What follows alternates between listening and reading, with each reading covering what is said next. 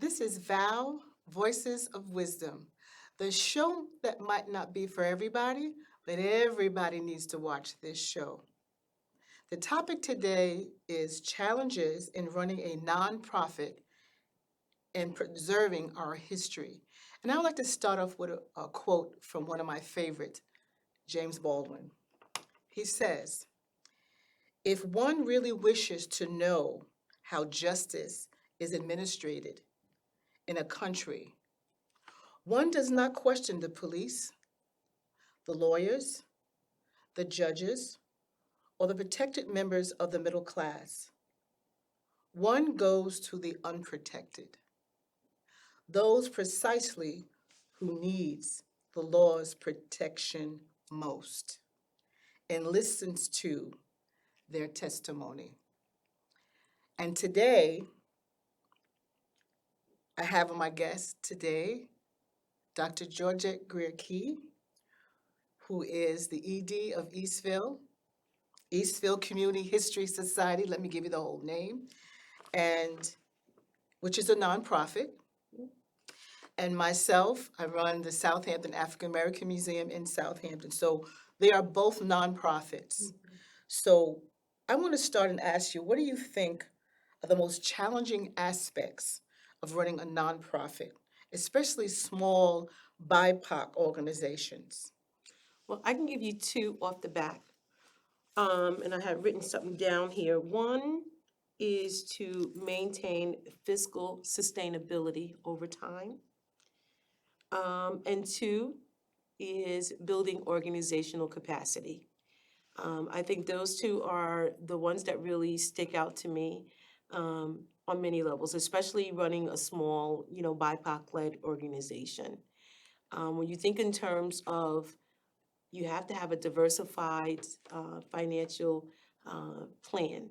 And in that plan, it usually includes, of course, donorships, sponsors, partnerships, but also includes grants. And a lot of us receive money from grant organizations. And kind of when you look at how grants are funded to our organizations, a lot of the time it is for programming. And with programming, as you know, there are a lot of different parts that go into that. So when you're thinking about the funders that often just, want us to do programs, it takes staff to do that, right? It takes other resources to make that programming run, for marketing of the event to, whatever it is, selling tickets of the event. And all of that takes, a lot of work. And so that goes into the organizational capacity. Like we would love to have these grants, but if they are so specific that it's for one thing, it doesn't really financially, build, and help us with sustainability over time. And so there has to be a way that nonprofit organizations start to think about having a business plan. Now, we are a nonprofit. That just means you don't pay taxes on certain things. But now, if you do make money, you just pay the taxes. So I think that small organizations need to start thinking about creating a business plan as well as a fund development plan. You talk about grants. I have this on my paper here, um, and also from our experience.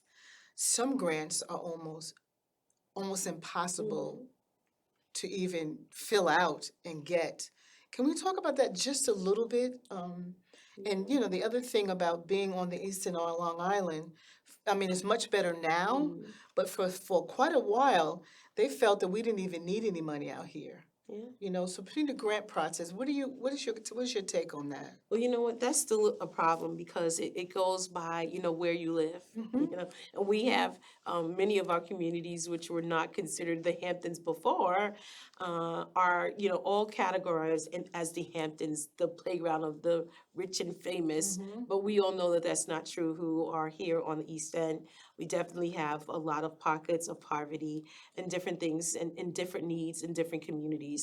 So while there are some wealthy parts, there are some parts that need a little help. Mm-hmm. So that in itself is something that, we have been calling on local lawmakers to take in consideration, right?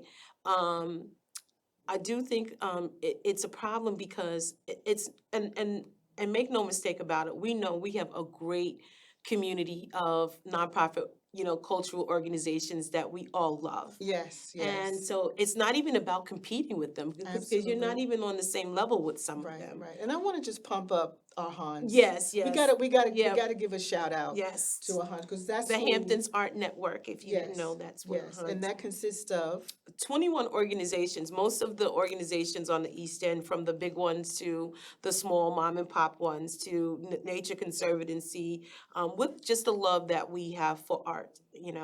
And it's a great opportunity for us as executive directors. When COVID hit, we had to decide what we were going to do because then, of course, we were facing a lot of the same issues that I'm talking about now. Grants that were given to us. Okay, well, we have been sanctioned by the government that our doors are closed. So now what do we do with the grant money and the various deadlines and reports that are due? So I know one successful grant that we were able to work with the county in terms of the first time ever allowing that, omnibus grant that would go for programming. They allowed us to use it for, operations, but that was a one-time over. But in terms of the difficulty of some of these grants, and it's a shame because we live in a society where it's reactive rather than proactive. It's true. And so we know that previously, I'm sure other organizations, probably didn't do right by the grant. And so now there's all these measures and checkbox that we have to go through. And for a small organization like ours, who basically was started as a need because that part of the community and society was being ignored, Exactly. it was mom and pop. It wasn't planned out in that way. It was responsive to a request and a need. And so we don't have that same capacity. We don't have a marketing department. We don't have an HR department, a curatorial department. The list goes on and on, administrative department, a person Exactly. or few people. And so a lot of the time, so the small organizations that are led by, one person and probably a couple of volunteers, it makes it very difficult to go after those grants. And I think the more that we work together with our, partner organizations, we do learn from one another because a lot of the grant-making organizations don't take that in consideration. And so I think that that's something that we have to work on and continue to plug out, how we can collaborate. And this is a bad word in a sense to me in some ways because I can understand it, shared services. Like there's some things Right. that we just not sharing, so but in some instances it could be a good thing. Right. In particular, talking about some of these larger organizations, if we can think about shared services, whether it's shared service of a consultant that can help us write the grants, administrative person that can go around to various organizations. So in that sense, I think it's a good word, but little organizations do not have that capacity building. And that's where that human element, right? That human capital of people being able to do the work is a problem. You know, there's not a lot of BIPOC uh, nonprofit organizations around here. And it's interesting because it's a great thing in a sense because people are just surprised. When people come to the Southampton African American Museum in Southampton, they can't believe there's even a black museum, an African American museum in Southampton. Some of you don't even think there's black people in Southampton. I'm gonna go there today. I went there. Okay, I did. But on the positive, it's been a great, again, what we said, a collaboration with Hans Group. I want to still pump up Hans. But at the same time, we look at, as our small organization, we look at the other organizations that are bigger than we are. And they have all of this support and they have all this backing and all the, the staff that they have. We struggle. Yeah, We yeah. struggle. It's a real struggle. And I think the other thing that we always try to do is just keep it in perspective. There are some tasks and things that are surmountable, and then there's others that's not scalable for us to be able to do it. Exactly. I get approached so many times in certain grants, and for a long time I go after what I call is the low hanging fruit, because that's what we can achieve in terms of time and specifics. I often tell you, and I know you get so many people that say, "Oh, we want to help, we want to help, we want to help," but you want to tell us how you want to help us, which is not always a need. So if you really want to help, we can tell you how we need your help. Yeah, and that's, I'm trying to stay very positive today, but real. But that's the other thing that I can say that could be challenging for nonprofits, small nonprofits, because you have people sometimes that want to help for the wrong reasons. They have their own personal reasons or their own motives for doing that. And sometimes, we think that they're doing this for the right reasons, and we don't have a committee that can, examine these people. And sometimes by fault, I'm talking personally, that sometimes we tend to take on people that really doesn't mean well for us. And it's really kind of challenging and heartbreaking, to be honest with you, when that happens. But at the same time, we do have so many people that do support us, Yeah, and that's a wonderful thing. yeah.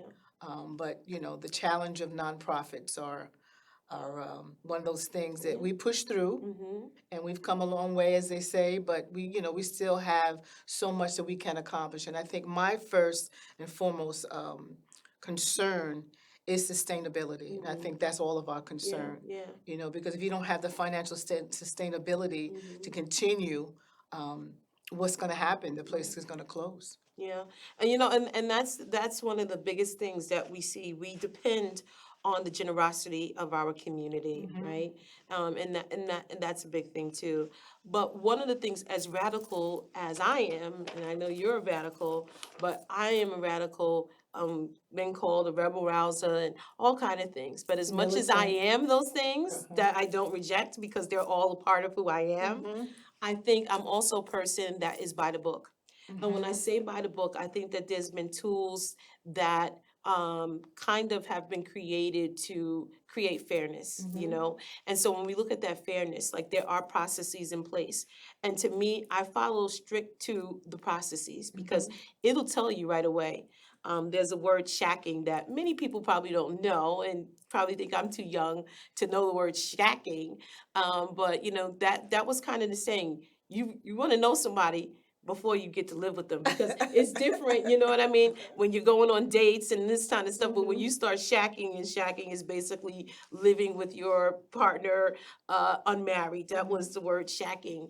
But in some instances, you need to court that person to find out who they are before you actually get involved with them. Because when we talk about sustainability, it's not just financially.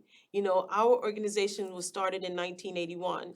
Your organization operated for 16 years before you had your physical place, which is now another 5 years. Absolutely. And I know particularly the blood, sweat, and tears, the sleepless nights, the 7 o'clock meeting with the construction team. I know all of that, what you did, and what all of the community have given back to you. And I think about, again, the ladies of Eastville that have meant so much to the community and poured in so much of their time. Absolutely. And one of the things is, being a preacher's kid, a lot of the times you hear how, well, the preacher gave so much to the church, he didn't have anything left for the family. That's the same thing with the nonprofit world. Absolutely. I know many of these ladies, they gave so much of their own time that they just, this is my world. And so for me, it's so important for me to carry that legacy forward and not to allow all of their work go in vain. Just like, to not allow all of your work and the people before you go in vain. Absolutely. The descendants of that museum Right. is so important. And if you think about it, why is it so important? Because our presence, as you said, can be erased. Absolutely. There's Absolutely. we've been around since 1981. Google us. We got pages and pages, and people still say, "Oh, we never heard of Eastville, or we never The heard of same with Sam." South, exactly. Like we've been around and we've been doing the work. And so just thinking about how fast society goes, how fast the information highway is, we have to continue to do that. But the only way we can do that is think about and work on that financial sustainability, which accounts for multiple parts. Like even let's just even talk about some of these fundraisers. That's always been a big point of contention. I always tell, we did a special training with the National Trust, my board, and we went to Boston and all of these things, and they're asking you about all this stuff. And the first thing I said is, we're in the Hamptons. I said, but do you understand that the world fundraises in the Hamptons? Yes. And I told them a story about me and you. We went into one of our, because thank God, like you said, for Han, if we get invited to go to things that normally we probably could not afford to go to. And so they'll always say, come over or whatever. I remember we went to one event, and we didn't know what it was. We just went. And it was like a big organization. That's right. You remember that? And it was like a big organization that really worked with children, international. And I'm like pulling out the lint out of my pockets, like, what do I have? Let me get whatever I have. Like, how do you compete with that as an organization? Even though when the world is hurting, when the world is low, where do they turn? To the arts, Yes. to the culture. Absolutely. And so we serve a great purpose, but I think overall, the purpose that we serve has been kind of undervalued in so many cases until it's needed again. You think about COVID. We opened up our, not our doors, but we opened up our collections, put them online. We've done the drive-by exhibitions. So when people and society's hurting, they come to our organizations, and we just need to make sure that they understand that we are a valuable part of society, and we need to continue developing those relationships. Something you touched on that I'm going to go back on is how I used to be assistant to the mayor in the village of Southampton, and I remember there was a challenge with so many people coming from the city, so many organizations coming from the city, especially in the summer, and doing fundraisers and taking the money out of the village. And so there was a point being made that at least maybe they could donate some of the portions of money to, a local organization. Like I said, I worked there for the mayor for 11 years, and I think that happened maybe once or twice. But it wasn't pushed, and it wasn't, so the point of some of the funding that could trickle down to us was gone, was left out of the village. And before we go, I have to go to our next part of this topic, is preserving our history. Yeah. Ooh, I know. We touched on a little bit, talking about it before, how our history is being erased. So I want you to talk about again some of the steps that we should take to preserve our history in general. Well, I think we're in the process of doing that. But again, like we said, a part of that preserving the history is making sure that we have the narratives, that we can tell those stories, we can provide information and not be overlooked by other organizations to tell our very own history, and not to have people who think that they know or could actually live in the shoes of us or our ancestors. I think that we have to do more of telling our own stories. Regardless, I see so many people quote so many wrong things, even in the newspaper sometimes. And like, how do we continue to tell our story and own it? And part of that is being in the built environment, and that takes funds in order to do so. But I think how we've been going about it in your museum, like I said, your museum is a descendant community. You tell those stories of those many families that built that built the community and was the backbone of that community. And one of those legacies we know of is Pierce Concert. Absolutely. We have to continue to move that needle forward. We have to give him the rightful just due that he is owed, and not what someone is telling us we deserve or what he deserves. And just, briefly, we talked about Pierce Concert, and I think people might have just don't know him, and just, for hearing his name for the first time. Just briefly, before I ask you to give just a brief about him, I just remembering that we went and Googled Pierce Concert, and the picture that came up was Jupiter Hammer. And it was devastating to me that now this misinformation is going out there. When they bring up Pierce Concert, they're seeing Jupiter Hammer. I mean, well, and the sad part about it is one of the organizations was a respected academic institution, and we're like, listen, that's scary. First of all, you're using Pierce Concert's picture for Jupiter Hammond. We don't have any known images of Jupiter Hammond, which in itself is also another amazing story as the first published African American and not Phyllis Wheatley. And we have the correspondence between him and Phyllis Wheatley. But we have such a diverse and dynamic history. And we have to continue to do that. Like, unfortunately, we shouldn't have to chase down these organizations and papers or whoever to get it right, because that's where the historical narrative usually is. And when we're long gone from here, all of this misinformation will pop up. So I think that, again, our institutions are so important to tell these stories. I know we have collections, manuscripts. Both our organizations are chartered by the Board of Education, which is not something that just needs that. And we are charged as and incorporated as education corporations.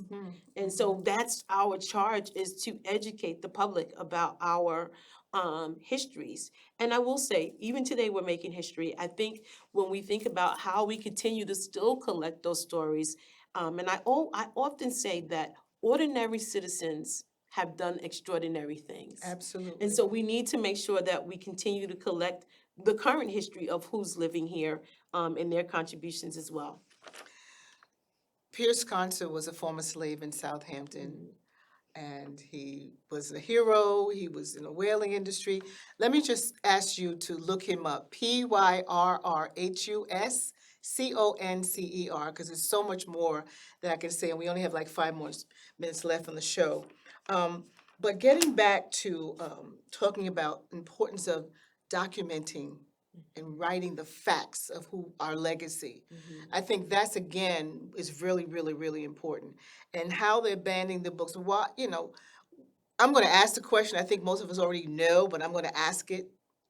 Why do you think they're banning all these books? Well, there's many instances we can look to. You look to the Proverbs, and they say, without a lack of knowledge, and without a lack of vision, we perish as a people. Exactly.